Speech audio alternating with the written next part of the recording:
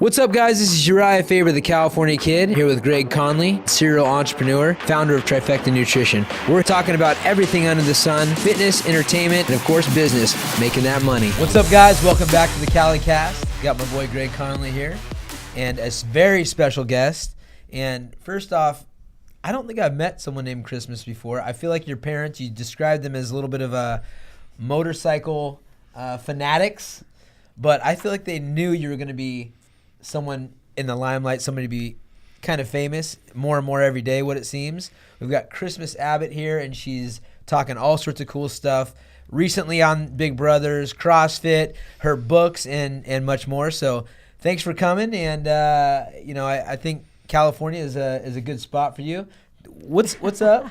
How's the trip been to Cali, and are you ready to move yet? The trip has been great, and I've been ready to move for a while. I love the California feel.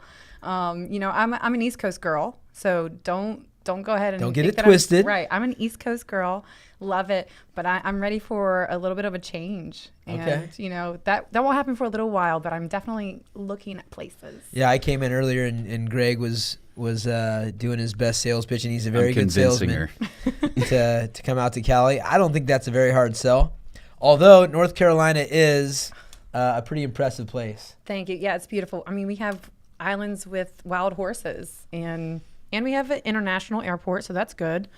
We're not all back road bumpkins, but I'll tell you what, we produce some strong people in those back road farming locations. Hillbillies or redneck? What would be the best? I'm just joking. We have all.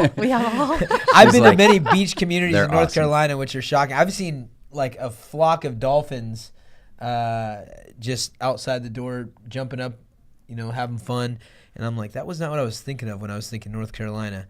We had a chance to look at some of the K-Swiss commercials I did with Kenny Powers, and that was out there in North Carolina. And pleasantly surprised by the beauty of North Carolina, but it is no California. So let's get a little history of you, Christmas. Obviously, you're an athlete. Most recently, coming off of Big Brother and had a lot of success there. I know we have some fans in the audience here. Yeah. Actually, one woman audience that want to know the inside scoop. So we'll get to that. But what was your upbringing? What was it all about? How did you become an athlete? How did you become someone that sticks out? How did you become such a personality? Thanks. I'll give you the abridged version because I can start talking and hijack this entire podcast. We want the details. Give us the details. This is your time to shine. So like you said, my parents were Rolling Stones. They were biker hippies. They just kind of went with the flow, and to no fault of their own. That's the kind of environment that I grew up in initially. So their fitness was not even known in my life. And it's in my blood to rebel. And so when I was 13, I got into a major car accident, and that was my excuse to just do whatever I wanted. I got hurt. My sister. What do you mean? It was an excuse to do whatever you wanted? I used it as an excuse to be a victim of my circumstances. So because of that tragic event, and because I was in this turmoil, emotional and physical damage, then I was just like, well, I shouldn't care, because if I care, then I give more of myself, and I don't have that to give right now. Mm-hmm. And I think adolescence is a tough time, and then on top of that, you put in this really big tragedy. So what happened? Yeah, what happened in the accident? My sister, myself, and a friend were in the car. The friend was driving, and the car rolled 7 times, flipped twice. Oh my gosh! It looked like a compounded car. They used the jaws of death or the jaws of life to cut my sister and myself out. My sister was actually thrown out of the car. She broke 2 lower vertebrae in her back. They said that she was. Wow. They were like, she's not going to live through this. Oh man! So they let me see her that night in the hospital. I walked out with whiplash and a lot of emotional scarring. When my sister had to learn how to walk, she had short-term memory damage. She was my idol. We were so poor that we actually slept in the same bed. We had wood heat, and we just didn't have the means to. We had enough to sustain, and then so you develop these relationships, and that's the richness that you have in your life. So you said she had that obviously worse effects than you did at the time. Yes. Did she recover from that? She did. So they were like, well, she's not going to survive this night, so you got to go say bye to her. And I saw her that night. Oh my gosh. And then, you know, she was in a coma for a week, and then she woke up immediately hungry. I'm like, that's my sister. She was like, give me a McDonald's burger. You're like, she's going to make it. She was 16 at the time. I was 13, so we didn't know anything about nutrition. And, you know, slowly but surely, she just surpassed everything any limitation that the doctor would give her. Wow. And That's so awesome. she ended up working construction, and she's been in the construction industry for over 20 years now. That's and incredible. She's like, my family has some bad bitches. I don't know if you know this.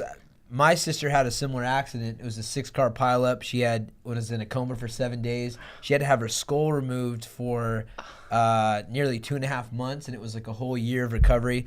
Yeah. Short-term memory, had to relearn a lot of different things. So I know how scary that is. I mean, that was a trying time for everyone. And it's funny because my sister, you know, I feel like after she recovered, she was able to appreciate life a little bit more. I feel like sometimes she would, you know, pour me at times, and it gave her a new perspective on things. Yeah. And we were very lucky that she completely recovered. Now she's married, working 2 jobs, and she's beautiful. But what a scary time. And then she had to have surgery, have the skull removed, and then put it back on for the brain swelling.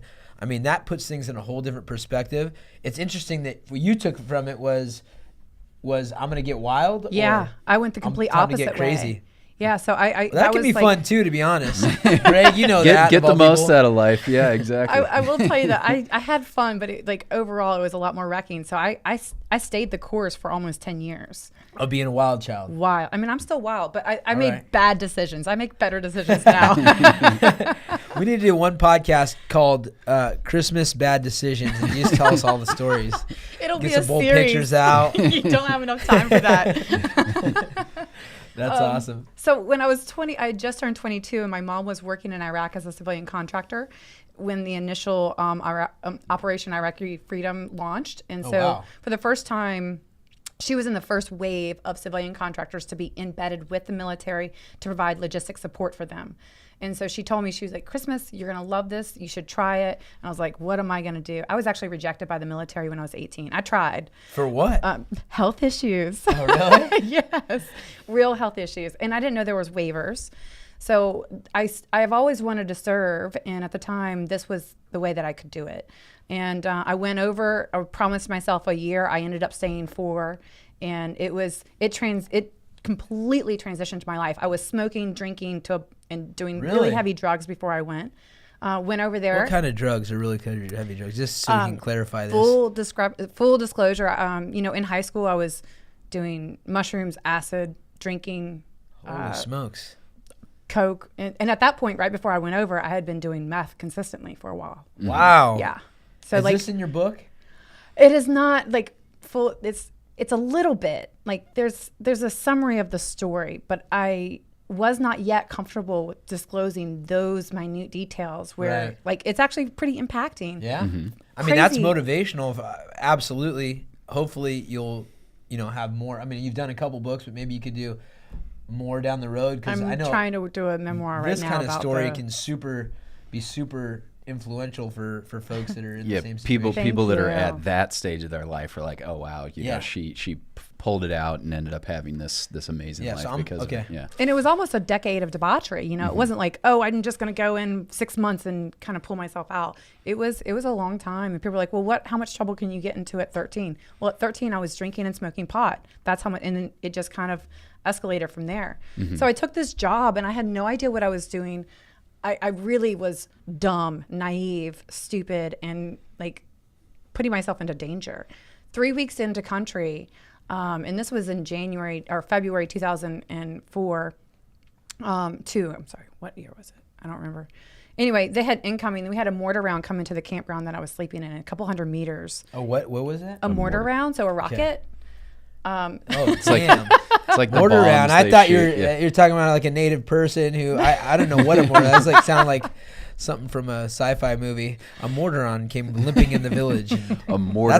That's a missile round. ready to kill you. Yeah. Yes, that is some sort of a round like flying of death. bomb. Yeah, it's like a bomb they shoot up in the air. They launch from the ground. Christmas. We almost lost Christmas. Could you imagine all the little kids around the world? No more Christmas. Oh man.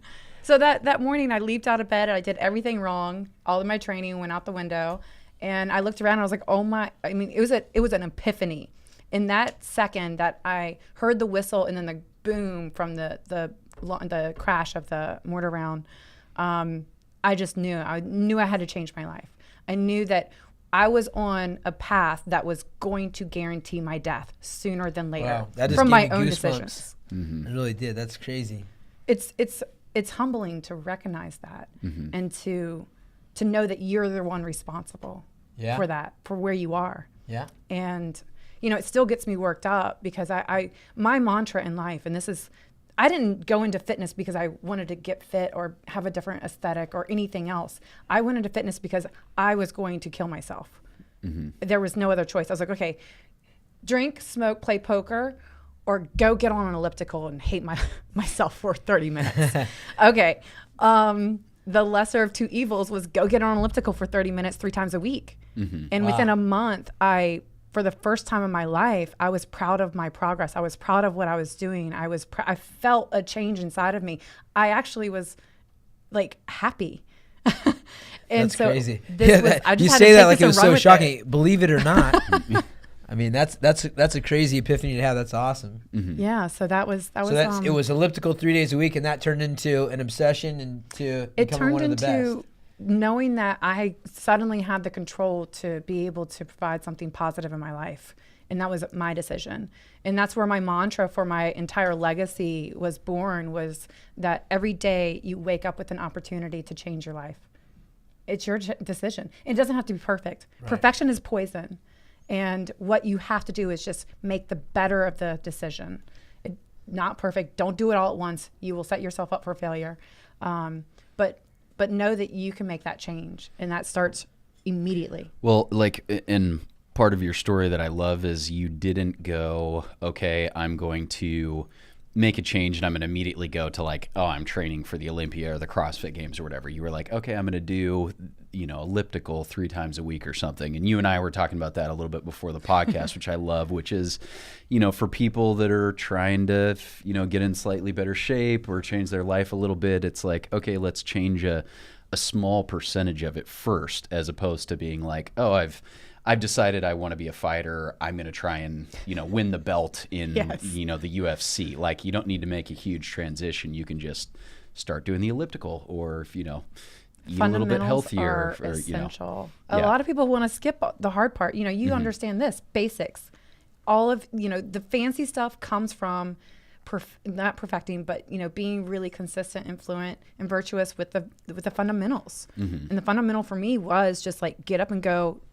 I mean, the first mile I ran ever as an adult took me about 12 to 15 minutes. I couldn't walk for a week. Wow. I was inside on a treadmill. So you can set the treadmill pace to, all you have to do is pick up your feet. You're not really running, Yeah. And it rocked my world. I was like, fuck fitness. This is dumb. Like, who wants to do this? But then looking at the alternative was like, I don't want to do that. So I talk about a life continuum, right? Or passion continuum. I started doing things that were better for me because I wanted to get away from that nasty lifestyle, because I wanted to like be different in a more positive way. But I didn't know that. I didn't have the self-worth at that time.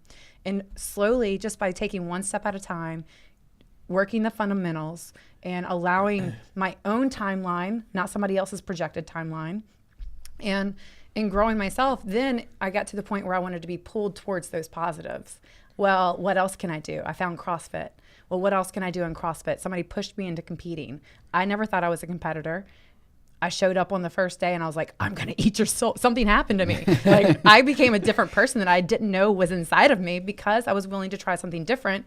And I got there because of working the fundamentals and working that continuum, going away from something negative and then finally pulling myself towards a positive. Yeah, I think that's an awesome theme. And I've seen it myself, where you are basically having a little success, and you always have to celebrate those little successes. You did you ran a mile, you felt like crap, but you did the mile. You're excited for that. Yeah. Then you make the next step a little bit further, and it's one thing to do and then be like, all right, I did it, and be celebrating. And it's another thing to think in a whole different manner, where you're saying, wow, I did that. Well, what can I do next? And the more you accomplish, the bigger your thought process gets. You know, I know Greg's talked about that in business also. You have a little success. You know, he's been an entrepreneur since he was a little kid. And, you know, you realize how you're making a buck. And look, well, how to make $2 or how to make $3. And then the vision gets bigger and bigger and bigger. Now, when we talk about business, it's like, well, when we sell for 100-something million or we sell for this and that. And that's the same in the fitness world, the same in whatever you're attaining. It's like celebrating these little victories and then thinking bigger and thinking bigger and thinking bigger and then realizing I can do whatever the hell I want in this world.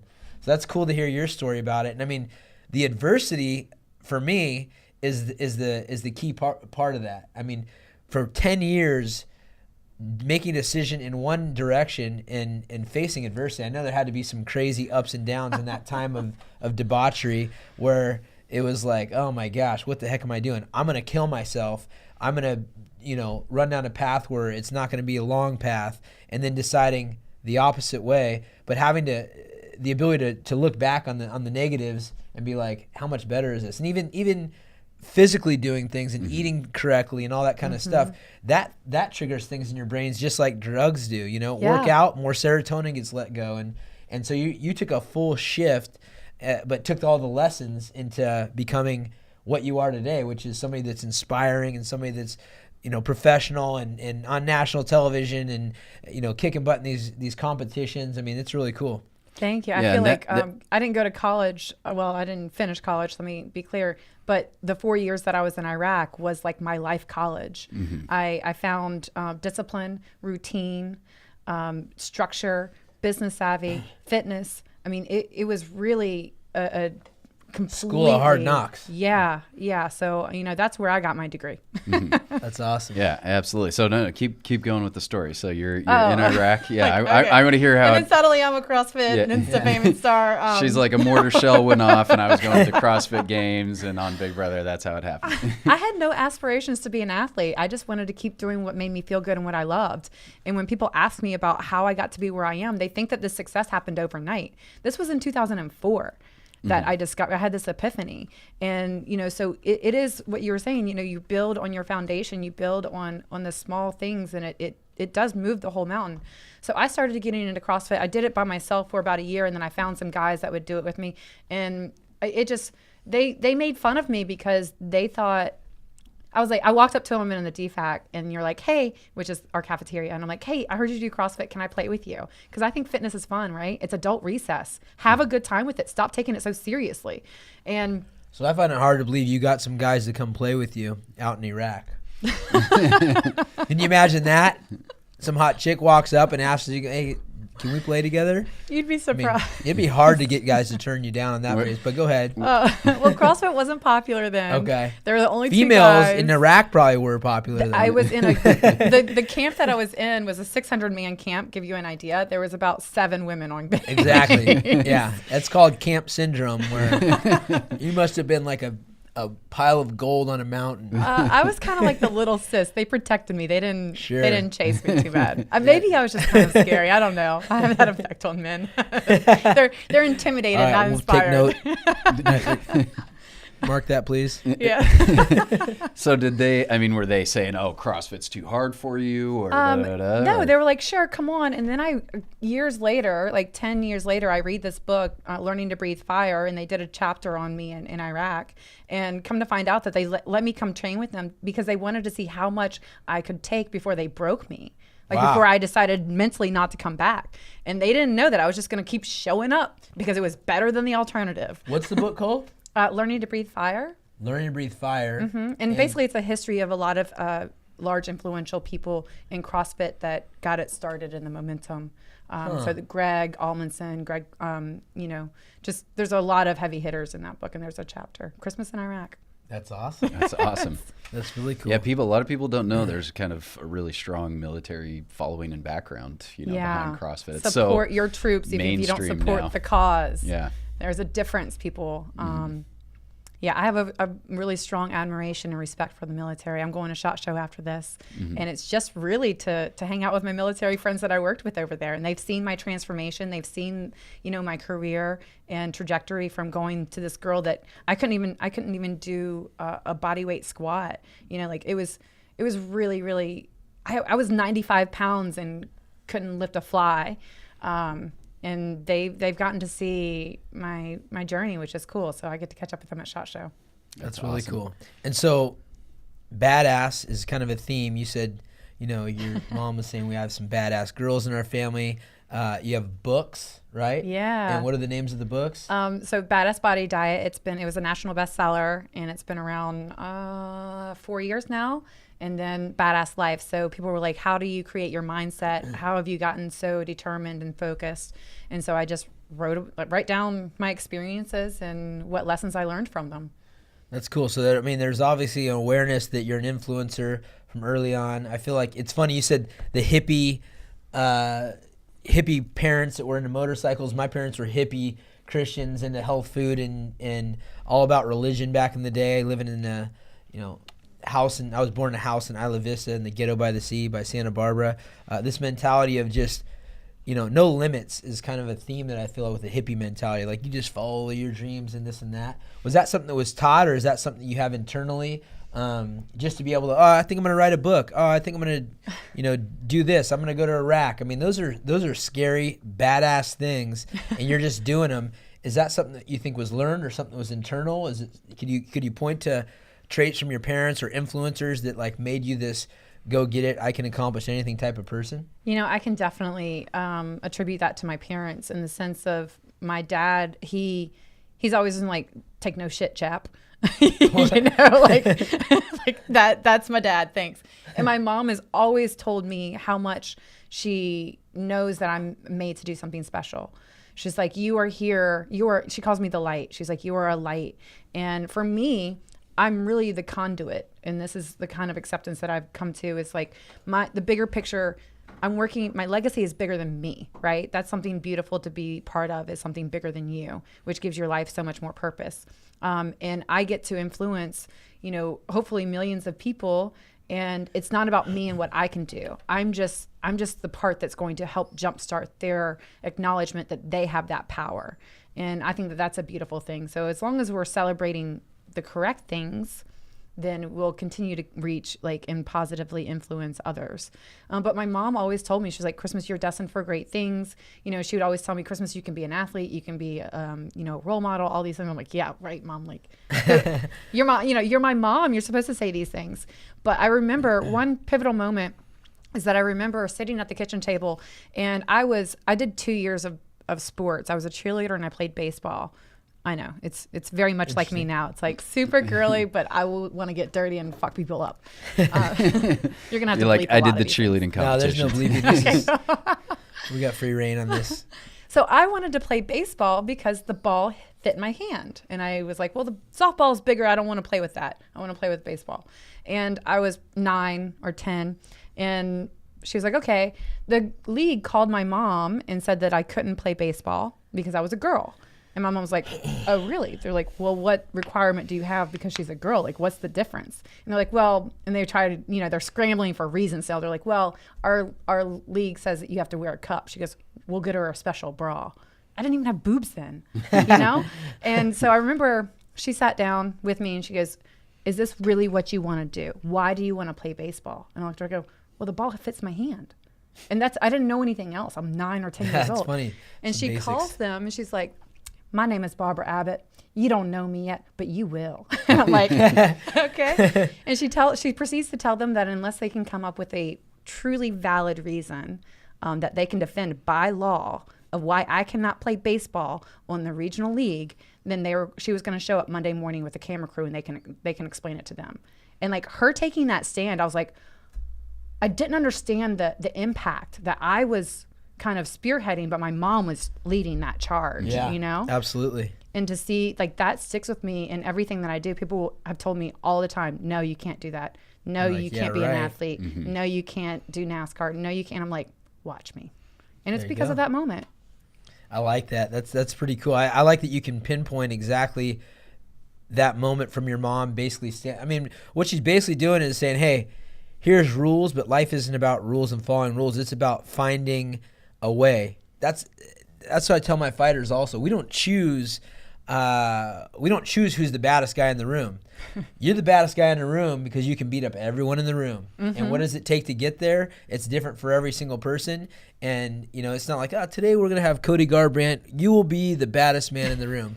No, this is something that he decides, and there's going to be obstacles for him. There's going to be obstacles for this person, and the best will find a way. They'll meander around and make adjustments, and that's something that carries over to business. It carries over to relationships. It carries over to everything. Just that thinking big and not taking no for an answer can accomplish a lot. So much. Much. It takes down all the walls, the imaginary walls. We are only limited by our own mind, right? So people ask me, they're like, Christmas, what makes a badass? I'm like, your mindset makes you badass. Absolutely. And that's it. Oh, it's all like mindset. you don't That's have to it. be the strongest dude in the room. You can come in and just dominate by your presence or whatever it is that you want to own. Just own it unapologetically. Yeah. Yeah, absolutely. And start flipping tables. I'm like, don't flip the podcast. This thing weighs like 600 pounds. Oh We're my gonna God, We're gonna wreck this place. Jason's like, Watch out, Jason. We're coming after you.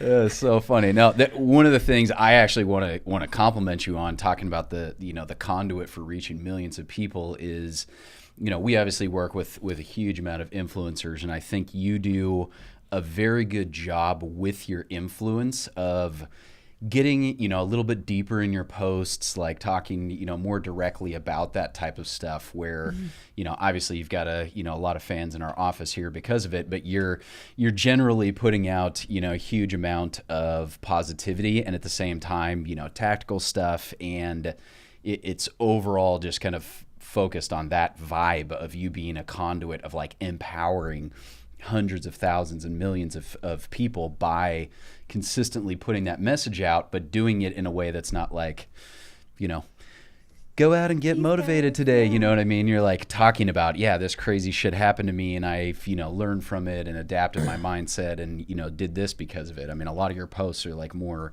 fleshed out, in-depth posts that aren't just like, oh, I'm at this cool party or this event or whatever. Oh, I'm hanging out with these celebrities, blah, blah, blah, blah. It's like you're actually going out and directly, empowering people with your platform, which I really like. Yeah, and candor. I appreciate that. There's a book called Winning by Jack Welch. It's a really good book. It's about executives.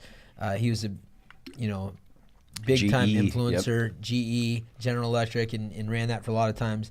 And he talks about one of his big keys for success is candor, and that's being candid with other people. You can miss a bunch of drama and things that can arise if you don't do it. But I think being candid about your story is something that's super influential also. I mean, not many people want to tell the crappy parts of their life. Exactly. Like, oh, I had this happen, I had that happen. It takes a special somebody to wear what they've done, learn from it, and say, look, this is what happened, I'm still learning from it, to be honest. And we were talking about this earlier. Is like 2017 was top one of the worst years of my life, hands down. Like it was, really? And one of the reasons I'm becoming more open and vulnerable through my social media is because, I have that platform, but that's what got me started, was sharing my original story. And now my story has evolved to like a very personal recent experience where 2017, and I told you briefly, is that I dealt with an engagement breakup. I dealt with a very, very close friend ODing on heroin and going into rehab. And then once I started kind of piecing my life back together, I went on Big Brother. You're in social isolation. I wasn't able to write. I wasn't able to read. I wasn't able to, and then on Big Brother, I broke my foot. So my biggest form of therapy, which was fitness, was taken away from me. And coming out of the house, I was real shell-shocked. And it's not because of Big Brother. It's just because of these sequences of events that just were traumatizing. One individual of those is enough for a year or a lifetime, And so I was just like, guys, fans, look, I know I'm happy-go-lucky, like shit rainbows. I want to be your inspiration, but I'm in a dark place right now. And I had to be real candid about how I was working through that, because that was one of my therapies, was to share my story as I was going through it. And just to let people know, like, you can be uber successful in life and have this dark cloud over your life in the moment. You don't always have to be lucky don't always have to be happy and show that positive, happy side. I think that it shows strength in vulnerability. And I've been really harping on this concept of grit and grace. It's not separate, it's together. And, you know, in order to get through the hard times, you have to have that grit. But in order to find gratitude, you have that grace. And it will serve you well. Grit and grace and that's gonna be shitting your third, rainbows. These are all t-shirt ideas. Book. Yeah, third Do you have a book. clothing line yet? Because we have 2 solid pictures. I don't know if we would actually put a picture of you shitting rainbows. We could do it.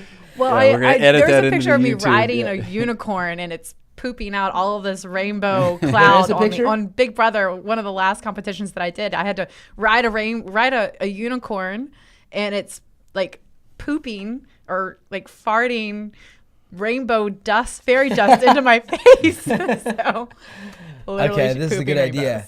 There's actually a company, and I'll hook you up afterwards, and Greg and I will take a little cut of it. But there's a company called Represent, and they do like these flash sales. I think some shitting rainbow shirts would be and a some grit and huge hit grace for sure. would be some good little flash sale things. We make some pretty penny on that. I like that. We'll talk about it. Yeah. Always looking for the business edge in here. Yeah, you know. no, I like it. Collab. We can do that. Yeah, so you got to give us. I know people are going to hate us if we don't get some behind the scenes. So give us what's something that happened on Big Brother that nobody knows about that you can share. I don't know. So one, I haven't watched it back yet. I haven't been able to separate my personal experience of what actually happened and then like the way it's produced. I have no idea. I hear there's some real personal experience. Did you go in the confession box and say you fell in love on there? No, I did not fall in love. I didn't go in the confession box. Did you say that? I had a crush. You had But a if you're crush. 24/7 with somebody for 92 days, something's happening. Yeah. That's all I'm agree. going to say. Yeah, absolutely. And that person was? If you're a Big Brother fan, then you know. Who was it, Shannon? Give us the. Was behind it the Paul? scenes. I had a crush on Paul. Like he's, Yeah. you know, like he's loud, obnoxious, but I mean, we're best of friends. We still keep in contact. We were just texting yesterday. Josh and I are still very close. Alex and I, Jason, everybody's like, Jason broke her foot. He didn't like attack me and body slam me and break my foot in half intentionally. I jumped on his back for a piggyback ride, and the piggyback ride went wrong. That's funny. Well, you know, as long as you're in the limelight, people are going to be like interpreting and causing drama no matter what. So if they want to, Yeah. they're going to find reasons to get mad at people. And I know. say So like stuff. I heard of all this. They were like, "Oh my gosh, she's engaged," and like I was like, "I was before." Thanks, guys. A little salt on the wound. Yeah, there's a lot of crazy stuff that comes out. I don't know what I can tell happened you. there with the engagement? This is part of the terrible year. You get to talk about it? Yeah. Hey, I like drama. Well, I mean, honestly, this breakup putting her on was the kind spot. of really vanilla in the way. Like we just were in different spots, and we love each other very much. We're still very close friends. He moved to California. I stayed in North Carolina, and it did not work. Mm-hmm. That's okay. No, that is life. Absolutely. I think you know, some of the themes here are obviously, you know, pushing through adversity, thinking big, which you see in a lot of successful people. General fitness, good health is true wealth.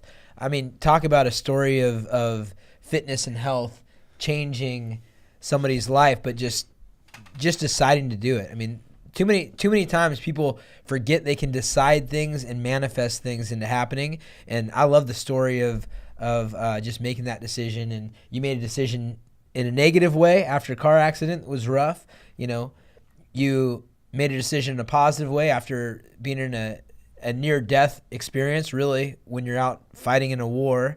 And then talked about family not being perfect. And I always emphasize that, because people, it's easy to look at a family or look at a situation and be like, oh, they've got a perfect thing going on. There's always some skeletons in the closet or behind the scenes. Every family. And then yeah. there's some families that just have it all out there, like the Kardashians, for example, where you're like, holy smokes, that's a messed up situation. But, you know, in a place where you didn't have a lot of money, you're sharing beds, had to make fires for warmth, but you have this strong mother who's teaching you the most valuable lesson in life about fighting for what you want and about not letting obstacles stop you. So that's pretty cool. I feel like there needs to be another book written. I know. Are we going to call it? We'll call it Grit and Christmas. Grace. Yeah. Grit and Grace. With a little unicorn shitting. Well, shitting rainbows. With rainbow poop. And we'll have you on the cover with rainbow shit, like paint. Indian war paint. I get it. I like it. Okay. Yeah. There's definitely one. There's a business one that I'm working on. That's probably not going to be published for a while, but I call it tennis balls in a dryer because that's how my brain works. I'm a very ADD. I'm like all over the place. So that structure and focus that we were talking about earlier really, really helps me. And that's why I did so well in training, because I thrive on structure and focus, on structure. And as soon as I was able to implement that into my life and know how to implement it and hold on to it, that's when everything else started flourishing. Just committing to myself and investing in myself. And so tennis balls in a dryer, you'll see that I go off topic a lot. But I've been definitely working on a memoir, and I feel like at this point I'm much more open to all of the details versus just like, well, here's enough for you to know that I had some trouble in my life. And I'm like, nope, I'm going to tell you exactly what happened now.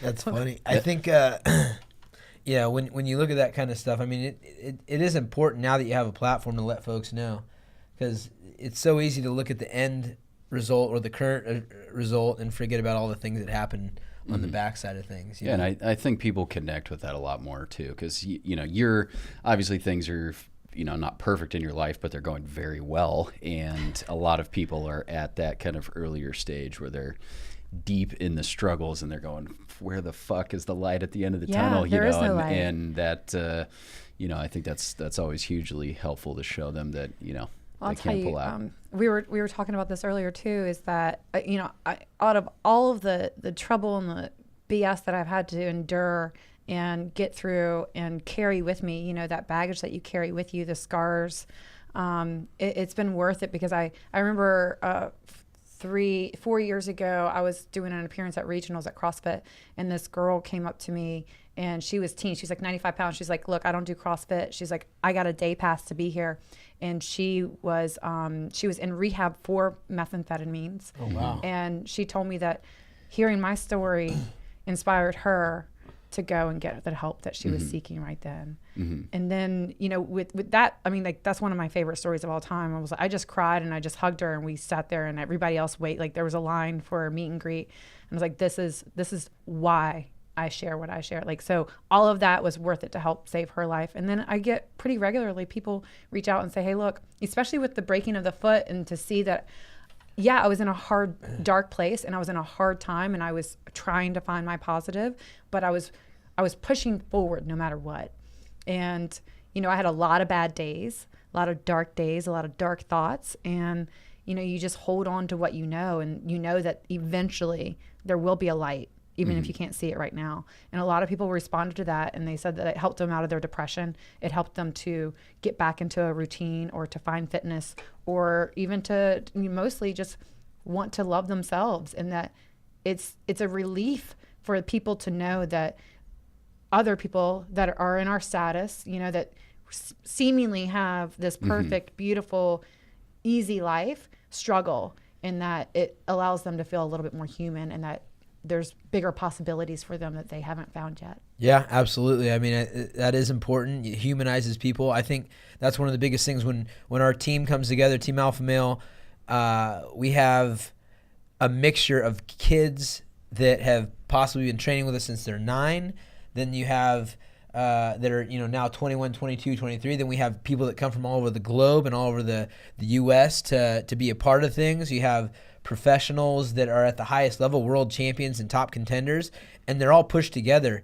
And a lot of times the guys that are coming in, it's just an identifier that, like, oh shoot, this guy's a world champion. This is Cody Garbrandt and Chad Mendez and Urijah Faber. and we're all breaking bread together. We're all doing the same things. They're human. Everybody's bleeding together. Everybody's sweating together, have good days and have bad days. And that realization that we're all just people, we're all equals, and we're all vulnerable is a super important thing for folks to understand, to realize, look, anything can be accomplished in this world. And obviously you've had these little successes that turn into big successes, that turn into, a platform to influence people. What are some of the things that you're thinking of and wanting next, aside from a move to California and finding that handsome California stud to settle down with? What is next? What are some of the things that you're have been inspired to try to attain next? Like, what are the goals? What are the processes? What are the things you're trying to do now? A lot like Trifecta Systems. I'm so excited that you guys are doing what you do, because I want to be able to reach the masses. So instead of teaching or coaching the high level athlete, I'm like, no, I want to get to the person that never thought, like I was, never thought that health or wellness would be prominent in their life. So with that concept in mind and my mantra, I've designed my companies to support each other, overlap each other, and to reach as many people as possible, the everyday person. Right. And that's what I love. I love the everyday person. And the moment, sometimes there's this magic moment where you see the light bulb, the aha moment of like, oh my gosh, I am capable. And that you can, like, all right, you're unstoppable now. Yeah. Get after it. This magic moment. So through that, I've been doing, the BBX program, my online training program is fairly popular, and people go in with, the intention to change their body, modify their body, and immediately they find their confidence. That is the biggest response. Is like, hey, I went in this program because I wanted to get an aesthetic change, but instead I got a lifestyle change. And by that, also a beautiful byproduct of a better body. I've launched a supplement line called Born Relentless, and it's BOURN. So the concept is that you are born relentless. And it's, again, that mindset that going forward. I did this because I got tired of sorting through and reading labels and putting something into my body that I didn't like. And so I took control. The ingredient list and the combination is mine alone. And I've worked with a scientist, and I was like, this is the stuff that I want. These are the things that I want them to elicit. And I don't want all this long list of naughty things. And so that just launched. The protein is coming out this month. It's delicious. I had to get on a waiting list to get for my protein source. It's whey-based. It's New Zealand grass-fed, free-range cow, like top of the line. I was like, I don't care what our what our expenses are. Like what our take-home gross rev is. I don't care as long as we get what I am proud of.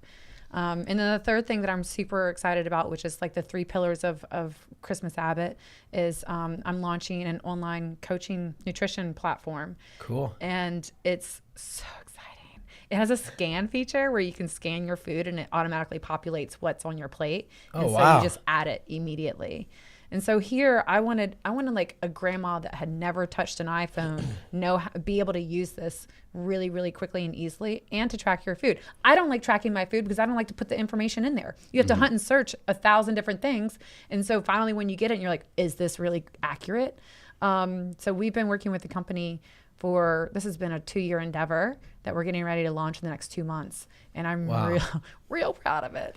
So you got awesome. A lot going on. And do you think you're going to go back on TV soon, or maybe? Well, I don't get to make that decision, and they don't tell you until like right before, because they want it to be a super big secret. But I'm hoping that Big Brother thinks that I a good enough character to return, because I literally broke my foot in 2 weeks, so I was out of every physical competition, which take my livelihood away from me. And I went on there because it was a competition. I wanted the challenge. I didn't care about the fame or exposure. I already had a really good following before then, with super amazing dedicated fans. Thank you guys, love you. And I just want to go and just wreak Christmas havoc, like really just. Is that going to be your dark side personality, Christmas Havoc?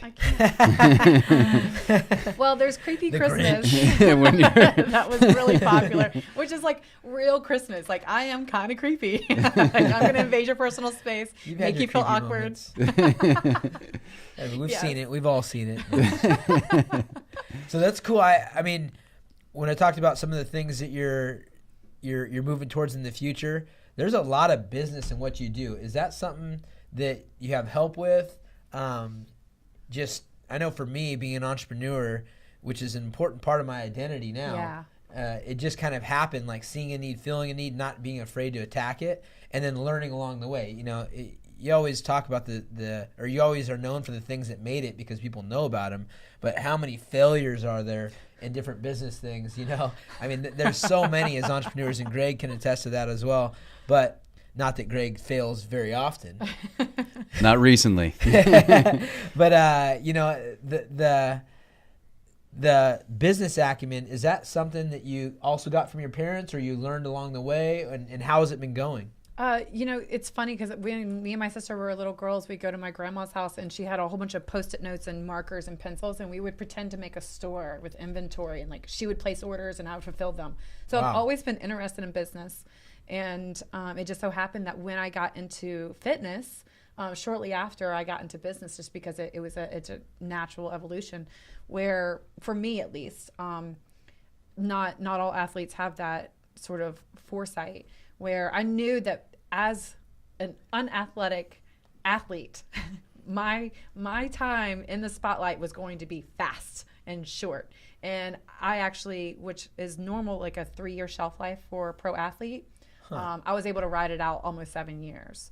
So I was able to get a lot more. Where are you getting that stat on the 3 years? It's usually NFL. Yeah, NFL's 3-year But average. I mean, if you think about, that's like high level peak performance pro. Right. You're getting paid for what you do. Which is also interesting from a business standpoint. The business heads that put together all these things are aware of these different little details. 3 years in the NFL is a good time to cut them off, because if they get to 4 years, then they get the pension, which lasts a lifetime. So they try to get them out of there if they're not going to be if there's somebody that can take their place that you don't have to pay for the rest of their life, do it. Do it. That's that's what's happening, which is interesting, because it makes it harder, it makes it tougher, and it reminds you that sport, entertainment, and business are all in one. It really is. And they don't care about your liveliness. No. Yeah. At least not in the NFL. Yeah. So I saw that and I was like, you know what? I'm going to take this spotlight and run with it. And really everything that I've produced was because the fans have asked for it. My nutrition seminars, which spawned into my book, was because everybody was asking me about what do I eat and how do I train? And I was like, well, the training is kind of obvious. This is what I do, but the nutrition, I just assumed everybody knew because I was so late to the game. Right. I was like last kid to the party. I'm assuming everybody else is drunk. You think you're Nope. You going home with I had the alcohol. with a guy that's out of your league, but he's too drunk to know. Yeah. Well, you think it's that way, but I mean, we just obviously we looked at the stats, and it's like, there's a huge ways to go in the nutrition game. Yeah. There's just it's I know, America is not healthy right now. Yeah, we need to get it together. I'm excited. So who's the company that you're doing your supplement brand with, or are you just starting from scratch, your own thing? So I paired up with a manufacturer and supplier, and so it's my line. Wow, It's me. really? Yeah. Well, I have a. They did the fulfillment. They helped me create the recipes, and it's mine. Yeah, that's awesome. I have a supplement company that I'm a part of, Purist Labs, and there's actually my partners have a whole factory in Texas where they manufacture all this stuff, and maybe you can cut some My people corners are in Texas. I know. Right. I wondered if they were the same people for a second there. Yeah, we'll check it out. Yeah, we can't disclose that information, guys. Yeah. that's an after show combo. And so in the future, I know Greg has aspirations of having a family eventually, right? Is that true? Yep, probably end of this year we're going to start trying. So. I only know that because I was talking about going to Mexico and some of these other places, and Greg and his lovely wife, who's way out of his league, to be honest. She's a smoke wagon. Yeah. Good job. Dr. Connolly. Wow. You're welcome. They were talking about not going to Mexico and not going to Brazil and the other places because of. Zika. Yeah. Which is crazy to think about because I wasn't thinking I would like to have some kids, in the somewhat near future, possibly. We'll see. Uriah just turned 25. Yeah, that mosquito, can basically affect your you can. It stays in your system for 2 years, which is crazy. Yeah, it's kind of crazy. But anyways, how about you? You want to have some kids one day, or what's the vision there? Is that part of the Christmas plan? So the funny thing is that when I was aware of, I'm gonna disclose my age in a minute. When I was aware that I had this legacy that I wanted to build, I was in my late 20s and starting to hustle, like getting ready to build the gym and doing boot camps to get money to build the gym, complete grassroots endeavor. And I knew that I was going to have to postpone family and children to be able to accomplish what I wanted to do that was bigger than me. And now that I've kind of gotten into that and it's starting to run itself in a way, the hustle's still there, but now I'm looking around and I have a little bit more time on my hands. I have a little bit more security in my life and bigger things that I want to accomplish, and that includes a family. I'd like a biological child, but I also know that I want to adopt, whether it's foster to adopt. I'm not quite sure. I'm not quite there yet, but I am literally this year looking into, freezing my eggs, looking at my fertility rate, and I don't have a boyfriend. That's good. You're thinking about it, though. Very single. Man, you've manifested a lot of things in your life. I'm sure you can find a dude around here somewhere. Yeah, we're actually going to start a competition on the website. And I'm sorry, Jason is already taken, unfortunately. I know you're looking across there at that handsome devil behind the camera. He's already taken. Good to know. I like knowing where the red tape is. Yeah, exactly. Because you do look for the ring when you're my age. You're like, oh, nope. Yeah. Don't even want to have a conversation with you. Let's stay funny. north of that moral compass. Well, that's good to know. I mean, it's cool that you do want to adopt, and the reason for that is, do you have a particular reason? You just want to give back? And I mean, they're you become just a do-gooder all the way around, which is awesome. I know. She's making us look bad over here. Well, I mean, selfishly, I do want a little mini me. I want to see a little baby badass Christmas, Like, how cool is that to see you right there as another human, and you get to form a lot of them, but then they're like, no, this is the way I am. Yeah. And it's so you want to cool. call the football coach and say, hey, my daughter is going to be the quarterback of the team, or else. And guess what? This is like foreshadowing her future, like making his, it's pretty cool. So I'd like to have a family sooner than later. That's cool. That's awesome. Well, I think, we've got to know Christmas quite a bit more in depth, which is awesome for me, especially. I'm getting more and more in tune. As an athlete myself who's recently retired, it's real easy just to be focused on my own stuff. So it's cool to pick the brains of industry leaders that are doing big things. Not only are you a beautiful lady, you're got an awesome story about, grinding and getting knocked down and getting back up. You're a businesswoman, which this is a big part of our podcast. We're talking about entertainment. You're on TV shows. You're in competitions. You are a worldly woman. So thank you for spending a little of your time with Greg and I, who Greg's always itching to get back and start crunching numbers and go back to doing some business, but it's fun to take a little break and get to know and spend some time. I kidnapped her earlier this morning to do the number crunching, so. Awesome. We had a great session. I loved it. That's awesome. We're always learning. So thanks again, guys. Anything else Christmas you'd like to ask us or get off your chest before you go? Any confessions? That's a whole nother thing. But I wanted to. We'll bring her back. You're recently retired. I'm going to hijack this for a minute. Okay. You're recently retired, and I understand. So, I'm curious about what your experience about athlete identification, self-identity with coming out of a sport and then whoa, that was your entire world. Mm-hmm. And because this happened to me a couple of years ago, year before last, where I had knee surgery and then I realized that I might not return, and then I had my foot broken. I'm like, holy cow, I'm not done. My spirit wasn't done, but my body's having a negotiation. Right. And winning that negotiation. So a lot of people have reached out to me specifically about your identity crisis. Your identity crisis. Going from one to the other. And you were really fortunate that you had a great business mentor and, the platform to be able to set that transition up.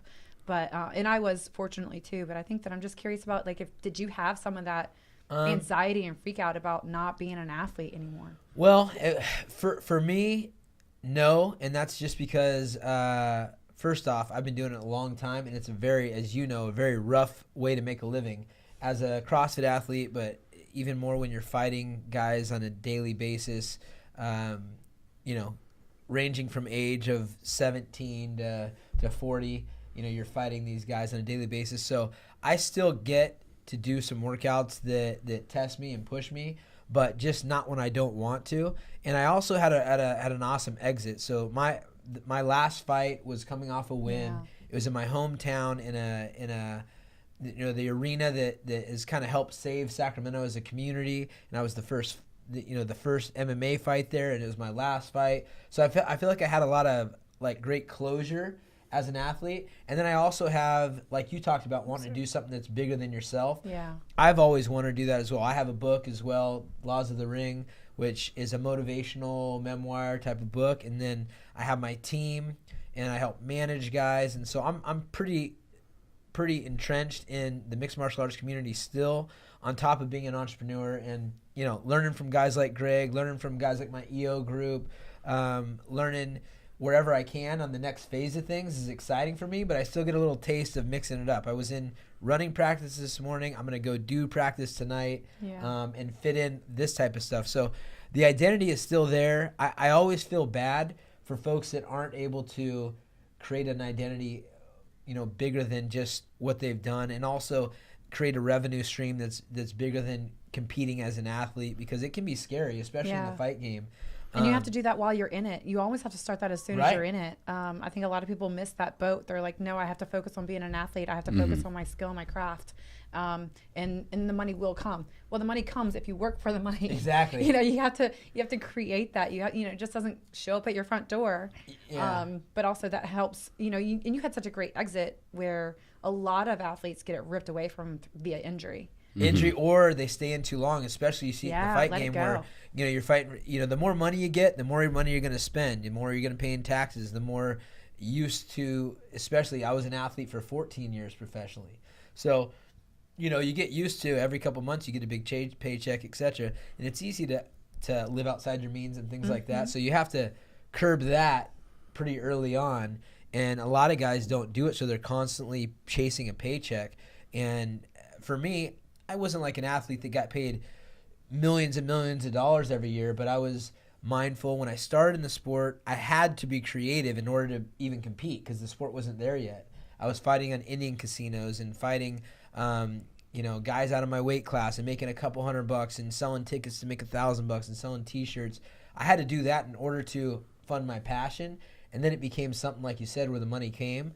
So I learned hard lessons throughout that career, to where I knew I couldn't be a guy that is chasing a paycheck, even though they're really nice and it's fun to do.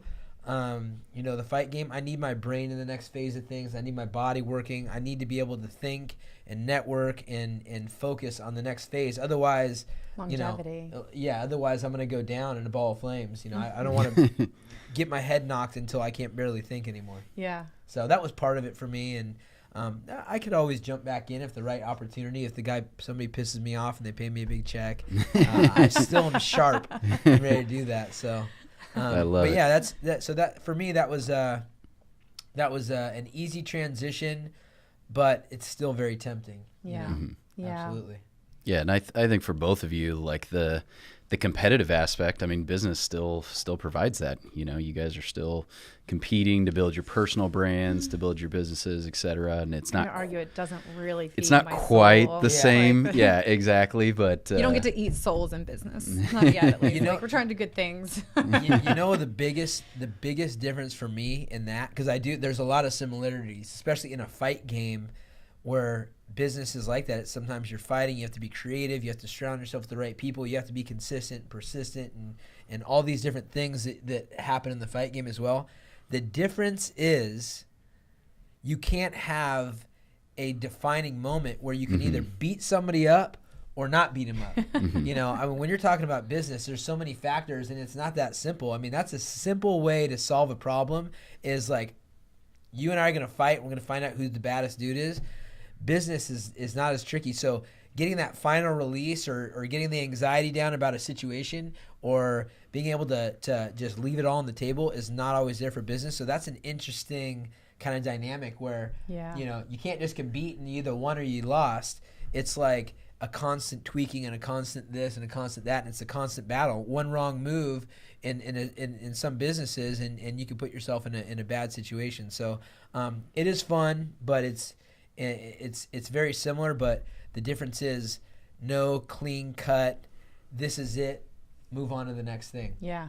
Pass or fail. Yeah. It's not, there's a lot of gray area. Yeah. And, for an athlete, I don't do well with the gray area, but I have to have a different mindset with business. And I'm aggressive in my business, but I'm not nearly as like, okay, this is the goal buy win date. Like that's nice, but it does not work out that way. It's not like going to a competition. That day you're going to perform. These are all the factors that you can control. There's so many more unknown variables that surface with business than with athletics. Yeah, and this is something that I've been giving a lot of thought to also as of late, and talking to guys that understand the game, and also focusing on my next phase of things, because as an athlete who's doing business, who's doing TV shows and all these other opportunities are coming. You got your supplements, you got your books, you've got your coaching.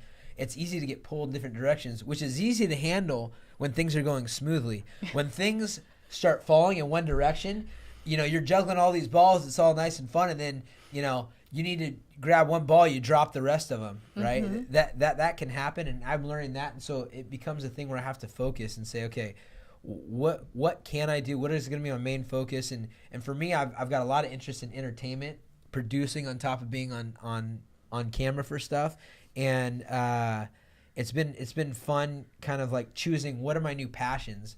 I know I love real estate. I know I love the fight game. Like, what things can I leave on autopilot, still be involved with, but where do I eventually want to go? And that's been a fun process for me. I mean, real estate is something I love to go back to, and I like the entertainment stuff. It's super interesting to me. It's like a fight game where I can prep for a fight. You have the fight and it's over, and then you either take another fight or you go do something else. And I'm always trying to find ways to emulate that lifestyle for myself. They're like shorter seasons instead of just one long marathon. Yeah. It's having a job versus being an entrepreneur, really, is what it is. So, entrepreneurs are just for people with severe ADD that just like are to work a lot. and go-getters. So that's been kind of a cool interaction for me. And Greg, I know right now you've been sole focused on one business, but there's so many different parts of it that become, we've got an online platform, we've got the podcast that we're doing, you've got these different aspects that you're doing. It's kind of a reminder of, juggling a lot of balls is great, but you have to really be doing things in your passion, otherwise it's not going to. A lot of people ask me, they're like, how do you get into so many different things, or how did you figure out what you wanted to do? One, you try new things, right? Be willing to get out of your comfort zone. There's like an idea of, you'll have an idea of how you're going to like it or not like it, right? That's the pre-perceived experience. And then I tell people, I'm like, have an educated experience, have an actual experience, and then you can say whether or not you like it. And so that gives people a little bit more direction. But with what you're talking about, and what I've done with my balance, juggling everything, is that initially in the very beginning, I knew what my goal was. So my goal was to create this legacy. And then when you have this opportunity management, your opportunity creation, that's when you're saying yes to everything. Yes. You're opening more doors, you're getting exposure. And then at that point, you don't really care if you're doing something that's going to be working towards that goal, that ultimate end goal, right? The top of your legacy, because you're just kind of in the grind. And then once you get enough opportunity doors open, you go into opportunity management. And that's when you start saying no. And it's easy to evaluate an opportunity or something that comes up in front of you if it is going to enhance or help you towards that main goal, that legacy. And if it doesn't, then it's easy to say no to. So if you don't have that kind of end game direction, then it's easy to get lost and easy to get like torn over here where like something is going to pay really well, but it's nowhere near, and it's going to offset you going towards your actual Right. goal. So I tell people, I'm like, look, the biggest thing that you can do is sit down and say, describe your legacy. And I talk about this in the book. Describe your legacy and then work backwards. Make that blueprint, but make it fluid enough that you can pivot and change, in motion, or, you're not so stuck on something that you're fighting against yourself the entire time. And that happens when you're at a dichotomy of you're saying yes to things that aren't letting you work towards your legacy or your goal. Mm-hmm. Awesome. I love that mentality. That's really cool. I don't want to take all your time here. Greg, I know you need to get back to work. Guys, They're going to feed me some trifecta. Yeah, we get. I know. Yeah, I'm gonna grab something too. But thanks again, Christmas, for giving us a little insight into your life, giving some inspiration and some things for us to look forward to. We're always talking business here. We're talking nutrition. We're talking sport. We're talking entertainment. This is the Calicast. Greg Connolly, my co-host here. Thanks again for tuning in, guys, and we'll be back. Thanks, guys. Bye.